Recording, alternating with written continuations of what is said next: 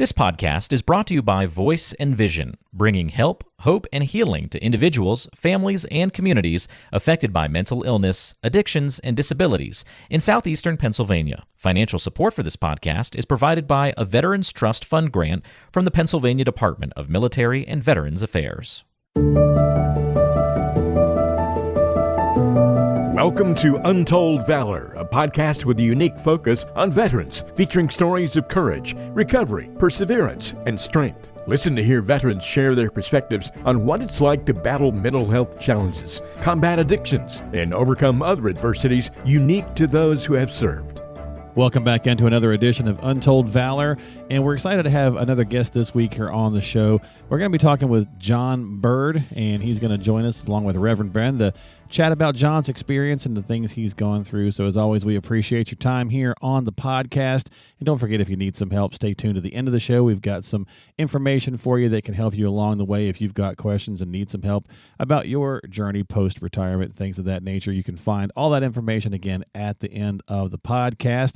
Reverend Ben, welcome in, buddy. How are you? Hey, I'm doing fantastic. How you doing? I'm hanging in there, doing pretty good. Excited to talk with John Byrd this week. Mr. Byrd, how are you, sir? Oh, I'm fine. I'm doing fantastic. Good to have you here. And my understanding, you guys are pals? You guys know each other? Yes. I know Pastor Ben through cutting grass for the church, and then I finally wound up joining the church. Oh, I got you. Okay. Well, John, tell us a little bit about your history. So were you in the military?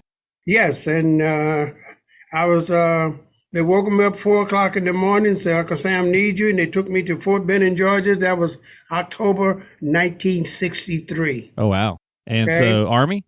Yes, I was sworn in at Fort Benning, Georgia, and I took my basic training at Fort Gordon, Georgia. I was there for 4.5 weeks.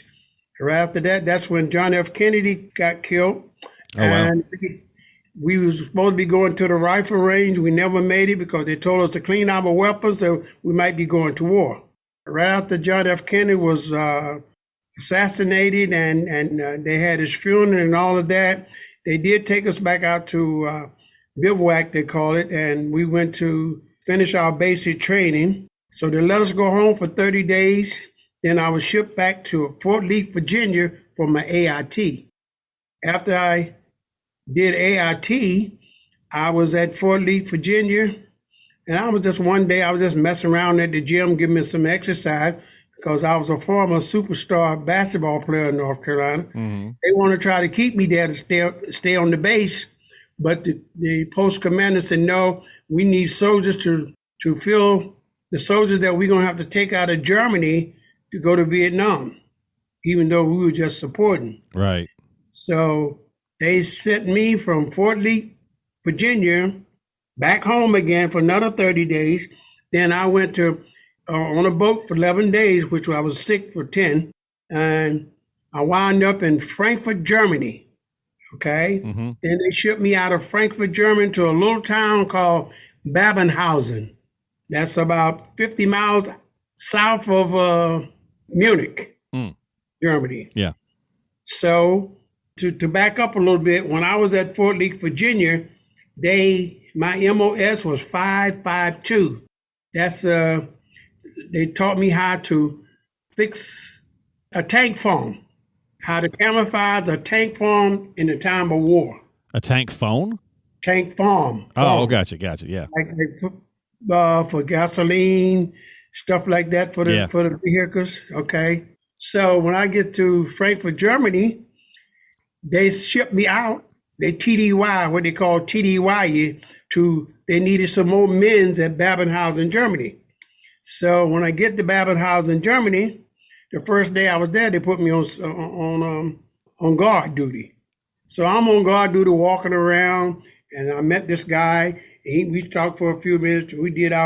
After it was over with, he was telling me about that the Babenhausen had a basketball team. I said, well, I'd like to join that. So the next day I inquired. Just behold, they let me try out for the team. I made the team, so now I ain't got to pull guard duty. I don't have to pull KP, and none of that because I was on the basketball team. Well, that sounds like a win. It was a win now. To explain to you really what happened, In the meantime, the guy that was in charge of the AYA, I don't know whether you understand the AYA. AYA is people that's in the service and they bring their kids over. That's the American Youth Association. They needed somebody to run that program. I volunteered for it and got it, and I stayed in the AYA training the kids, the sports programming for 5 different bases in Germany. Oh, wow. Now, how long were you in the Army all total? I was in the Army all total 3 years and 1 month, 4 days and 13 hours. Nice. Gotcha.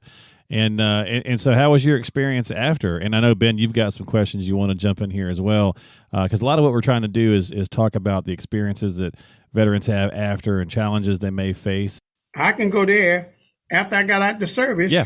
I was playing ball. I led USARA, what they called USARA was the name of the league over in Germany. I wanted to play professional basketball. So I came out, got a tryout for the Cleveland Cavaliers. In the meantime, I had an accident in the car and tore my knee up. Oh, no. So I was out of whack for a year. I got out of service in 1966, October. I was out of service until 1968 with my leg. But what really took me under and started me doing bad things that I didn't supposed to be doing is when the doctor operated on my knee through the accident. He said I would never walk again, or either I only had 50% of my leg. But that didn't happen. I did my own research, running in Philadelphia and up the hill, George's Hill, every day, rain, shine, sleet, or so I got my strength back in my leg. I did try for the Baltimore Bullets, but they looked at my record and they turned me down. Wow. So I started playing basketball in Delaware County with the Franklin Mint. I led Delaware County League and all of that. And after that, all this time while I was in the service and going through all the things I went through, I never drank, I never smoked. I wait till I turned 35 years old to start smoking and doing the little drugs. Mr. John, when you found your point of your life and you began to turn to substance, what ultimately led you to that? Was it because of your injury, or was it because anything, maybe some post-traumatic things from the military, or just some basic things in your environment? What caused you to start doing that? The basic thing that really started, I never drink. So once I got with a bunch of guys that playing ball, and after they finished playing ball, sweating and going, we go to the bar, drink beer and all of that. And then I was introduced to drugs. So it wasn't anything that the military did for me, because they asked me to stay in Germany to do the AYA program, because my team in Babenhausen, they won the championship out of 5 different concerns over in Germany. So, Mr. John, at what point did you find that you kind of lost control with the drugs? And if you don't mind telling us what substance you were using. Well, I started out with drinking beer. Then the beer went to marijuana. The marijuana went to cocaine.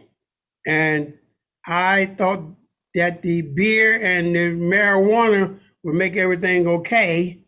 But it seems like the more beer and the more marijuana I used, it wasn't doing me any good. Like everything was still falling apart. So I switched over to cocaine. I can identify with that snowball effect. It seems like one thing is a gateway to another. And that's pretty much the kind of a trend of addiction. So at what point did you find out you lost control? Well, after that, I started to try to find a decent job. And every time I go to apply for a decent job, the first thing they say, well, you got to take a drug test. So I knew I couldn't pass the drug test because I knew what I was doing. So one day I went by this drug house and we were sitting there talking. I get up to go to the bathroom. On the way down from the bathroom, I fell and fractured my elbow. So the guys want to take me to the hospital. I said, no, I'll be okay. And on the way out, tell them I'll be okay. It had to be the good Lord. Some guy come on and said, man, come on. I know where you can go and get help. He took me to a drug program. And that's why I stayed for a year to get clean and start my life all over again, outside of meeting my wife. So, Mr. John, in the midst of this, did you relapse, or was it like, your first time in, you were straight? No, I never relapsed, because the way I was when I went in there, I knew I needed help because I wasn't thinking right. Everything wasn't going right the way I had planned it. I wanted to go right. It was nothing of the above that was helping me. So for that year that I went to the drug program, it really helped me. Now, I thought about a lot of time, well, I think I should go try it one more time. But by me going to the 12-step program, they said, beware of your surroundings and where you went before. So Yeah, every time I would think about that, I didn't go. I didn't go back. I hear you. It sounds like you went through an episode, but it seems like you were pretty much got it together pretty quickly, which some people are not that fortunate. But Mr. John, I know that you're currently blind. So when did that start happening? And I want to hear some of your connection about the Blind Veterans Association, some things that you were involved with that. Can you tell me about that? Okay. When did you find out you were going blind, first of all? Okay. This is what happened when I found out that I had glaucoma, which was slow the process of going blind. Me and my wife, she was working and I was working for a medical company driving. And this particular Sunday, she went to work and I was going to pick her up. In the meantime, I walk outside my house where we was living at the time, and the kids had put graffiti on the side of the house. So I knew that she hated that with a passion. So I went down in the basement, got some paint, and painted over the graffiti. Mm-hmm. So when I went to pick her up, I said, honey, I got something to tell you. You ain't gonna like it. So I told her about the graffiti. And when we get home, she said, I thought you took the graffiti. I said, I did. She said, you know what? Something wrong with your eyes. You didn't cover it up good enough. You going to the doctor tomorrow. She was off. So she took me to University of Pennsylvania's eye clinic. They introduced me to Dr. Lou. Dr. Lou told my wife that I was the most colorblind person that he ever seen in life, and that I had glaucoma to go to Will's Eye and get checked out. So I took 4 days off of my job. I went down to Will's Eye.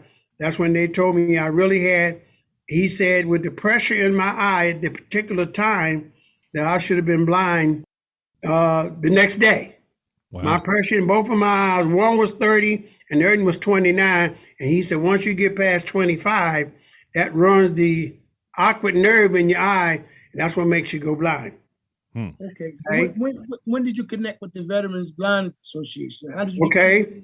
After I went to Will's Eye, my insurance was paying for everything, and in 2011, I told them I had to retire from the job I had. So they said, well, you can only keep your insurance for 60 days.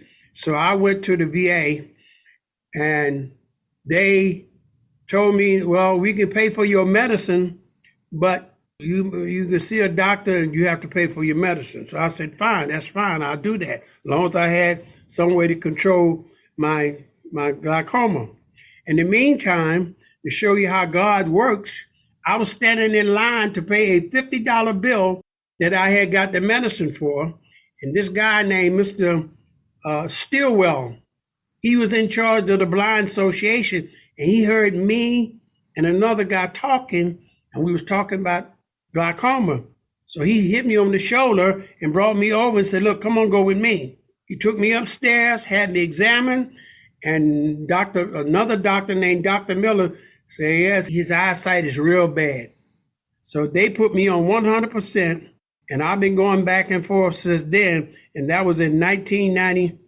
And in 2006, they said that I was a bona fide blind veteran. Okay? Legally blind veteran, I meant. Yeah. When you say 100%, you mean 100% disability, correct? Yes, I get 100% bills. Well, when I first went there, they only gave me 70. But being legally blind veterans, you get all the benefits. Right. Can you share a little bit about your fellowship with the Blind Veterans Association, what you guys do and what you stand for? And just to let folks know that there's some possibilities and some opportunities out there for other guys listening that may be blind or born blind. Another thing that happened just before that, before I was considered as a legally blind veteran, Congress had passed a bill stating that you're a veteran and you got an honorable discharge and you got a disease that cannot be cured, that you can apply for help through the Veterans Association. Now, getting back to the blind thing, Mr. Stilwell just told us about a group. We got a group with 37, well, now it's 35. We lost 2 of our members. We meet every second Wednesday of every month from 11:30 to 1 o'clock. And we talk about different things and how veterans are helped. We got an association nationwide, and the headquarters is in Alexandria, Virginia, which is I'm planning on going to the National League in August. It's going to be in Alexandria, Virginia this year at the headquarters. Sounds good. Sounds good, Mr. John. Well, Mr. John, I've known you for quite a while, and for a blind man, you see better than some folk, okay? You get around better than some folk that can see. Well, and that's because your senses have risen to the occasion. Right. When you first come and they examine, they find that you're legally blind. They got all kinds of things to help you for as seeing, and they got classes for you. They got schools that you go attend how to use your stick. Most people don't know from the left side to the right side, we call the left side 10 o'clock.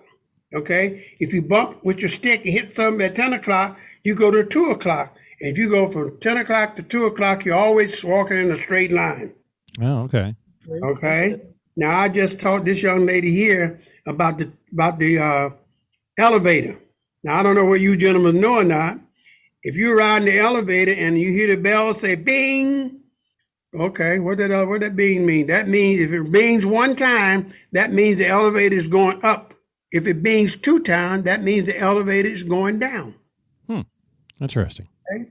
And this program that that I'm associated with for the legally blind veterans, they teach you how to even show your wife or your girlfriend or anybody. A lot of restaurants know it already, how to put your food on the plate. Okay? Now, if you got meat, 12 o'clock. You got vegetables, 3 o'clock. You got starch, 6 o'clock. It sounds like, Mr. John, that, obviously reaching out and getting that help just, benefited you greatly. And that's really what a lot of veterans struggle with, is asking for help or knowing where to turn. So we certainly appreciate you sharing that. Yeah, I had, when I first went into the service, I hated it because I was getting ready to go to college. But as I go through life now, I'm grateful for the government and the service that taught me all these things that I probably never would have got in life. Well, okay. At the end of the day, do you have a message for other veterans who might be struggling and they're just not sure where to ask for help, or even if they can ask for help, right? Sometimes that's the hardest part, is just asking for help. Right. Well, if you live in the Philadelphia area and you're a veteran, and even if you're not going blind, but you have problems and drugs or anything, you want to try to commit suicide, if you go to 38th and Woodland Avenue, they got a veterans hospital there for anything that could be done to help you. Now, the phone number for that particular thing is area code 215-823-5800. And they'll lead you to anywhere you want to go. Well, I thank you so much for joining us here on the podcast, Mr. John. We certainly appreciate it. Reverend Ben, thanks for hanging out. Anything to follow up? No, I just appreciate you, Mr. John, for taking the time to share your experience with us. And I'm sure that somebody listening will benefit from your experiences. Thank you very much. I appreciate your time, Mr. John. Absolutely. And Okay. and we're going to have some more information here pop up at the end of the podcast in just a second. So if you've got some questions, need some help, as always, make sure that you reach out to folks at voiceandvisioninc.org. We're going to give that number again that John gave out, as well as give us some other links as well to check out the podcast. Thank you so much for your time. You've been listening to Untold Valor by Voice and Vision. We hope you found the information and resources discussed today helpful. As always, thank you for listening and for your support. Remember to stay connected with us through our various social media platforms, including Facebook, Instagram, and YouTube. Don't forget to visit the website, voiceandvisioninc.org. That's voiceandvisioninc.org, where you can sign up for our blog and find free resources and information on upcoming events, webinars, workshops, and get support. You can also access our free help and hope guide for individuals and families struggling with substance use and addiction. If someone you know is struggling, please reach out for help, because you and your life matter. Remember, the National Suicide and Crisis Lifeline is available to you at any time by dialing 988. We are all ambassadors of hope and recovery, and if you want to share your story, please contact us. Compeer Corps is also looking for veteran mentor volunteers and veteran participants. To find out more information about Compeer Corps, please call 610-541-0790. That's 610-541-0790. You can find all the links and contact information for the resources mentioned on today's episode by checking the description and the show notes section of your app. Thank you again for tuning in and for your support. Until next time, this has been Untold Valor.